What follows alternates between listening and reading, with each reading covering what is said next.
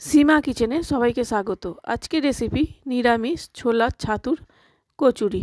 তো এই কচুরিটা সকালে ব্রেকফাস্টে আবার রাতের ডিনারেও খুব সহজভাবেই বানিয়ে নিতে পারেন। তো দেখা যাক আজকের রেসিপিটি। এখানে আমি 2 বাটি ছোটো বাটি ময়দা নিয়েছি, সামান্য একটু লবণ দিলাম আর 1 চামচের মতো চিনি দিলাম আর দেব 2 চামচ সাদা তেল দিয়ে ভালো করে ময়দার মধ্যেটা মাখিয়ে নেব সবকটা উপকরণই।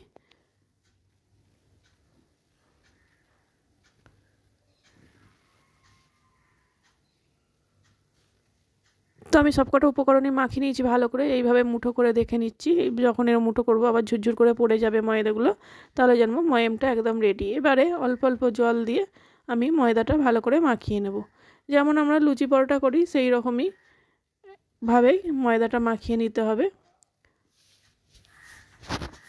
তো আমি ময়দাটা এখানে মাখিয়ে নিয়েছি, এবার আমি 10 মিনিট ঢাকা দিয়ে রেখে দেব। এদিকে গ্যাসে কড়া বসিয়ে দিয়েছি, কড়াটা গরম হয়ে গেলে 2 চামচের মতো আমি সরিষার তেল দিয়ে দিলাম। ওই তেলের মধ্যে ছোটো চামচে 1 চামচ আদা বাটা দিলাম আর সামান্য একটু লবণ দিলাম আর 1 চামচের মতো হিং দিলাম। এই কচুরিতে হিংটা কিন্তু অবশ্যই দিতে হবে, না হলে কিন্তু একেবারেই ভালো লাগবে না। তো দিয়ে সবকটা উপকরণ একটু ভালো করে ভেজে নেব।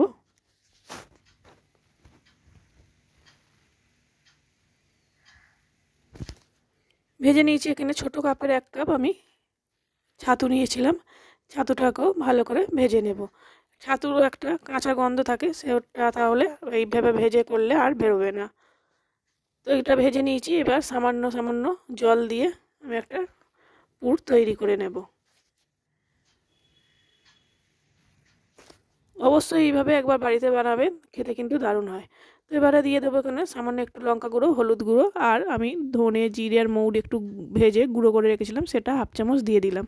দিয়ে আবারও ভালো করে ভেজে নেব। দিয়ে আবারও জল দিয়ে দিয়ে এইভাবে পুরটা আমি রেডি করে নিলাম। তো আমার পুরটা একদমই রেডি। এবার আমি নামিয়ে নিয়ে একটু ঠান্ডা করে নেব। তো নামিয়ে আমি ঠান্ডা করে নিয়েছি। এবারে হাতের সাহায্যে এইভাবে একটু মেখে নেব। চ্যানেলটা ভালো লাগলে সাবস্ক্রাইব করার অনুরোধ রইল, আর ফেসবুক থেকে দেখলে ফলো করে পাশে থাকার অনুরোধ রইল। এবার আমি ময়দাটা মেখে নিয়েছি, এখান থেকে আমি ছোট ছোট করে লেচি কেটে নেব। লুচির যেমন লেচি হয় তার থেকে একটু ছোট করে কাটবো, কারণ কচুরি খুব একটা বড় বড় হয় না, একটু ছোট ছোট সাইজের হয়। এইভাবে ছোট ছোট করে কেটে নেব সবকটা লেচি। তো আমি সবকটাই কেটে নিয়েছি। এবারে একটা হাতের সাহায্যে এরকম টিপ দিয়ে দিয়ে একটা বাটি তৈরি করে নেব।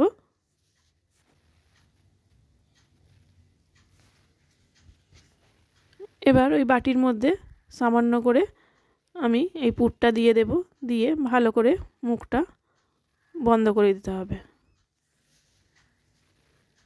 এইভাবে ভাঁজ করে ভালো করে মুখটা বন্ধ করে দিতে হবে, বেলার সময় বেরিয়ে যাতে না যায়। তো এইভাবে আমি সবকটাই করে নেব।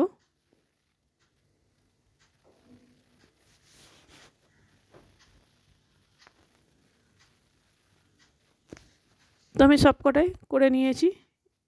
এবার আমি বেলে নেব। সামান্য সামান্য তেল দিয়ে ভালো করে একটু বেলে নিতে হবে। একটু আলতো হাতে বেলতে হবে, না হলে বেশি চাপ দিলে পুরটা বেরিয়ে যাবে। তো এইভাবে আমি বেলে নেব।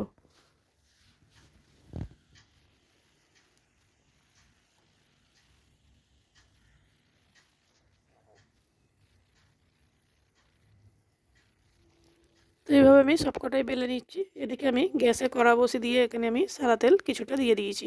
তো তেলটা একটু গরমও হয়ে গেছে। এবার আমি কচুরিগুলো ভেজে নেব।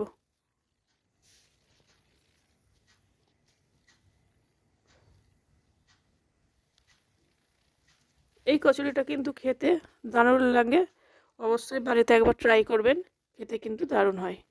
তো দেখুন কত সুন্দর হয়ে কচুরিগুলো ফুলছে, পুরো ফুটবলের মতো। তো এইভাবে সবকটা কচুরি আমি ভেজে নেব।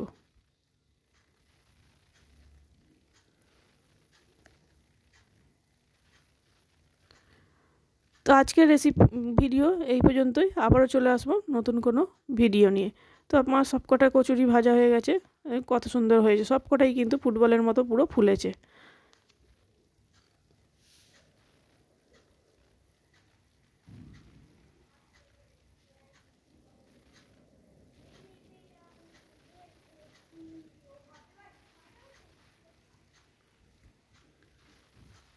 আজকের রেসিপি এই পর্যন্তই। আবারও চলে আসবো নতুন কোনো ভিডিও নিয়ে। সুস্থ থাকবেন।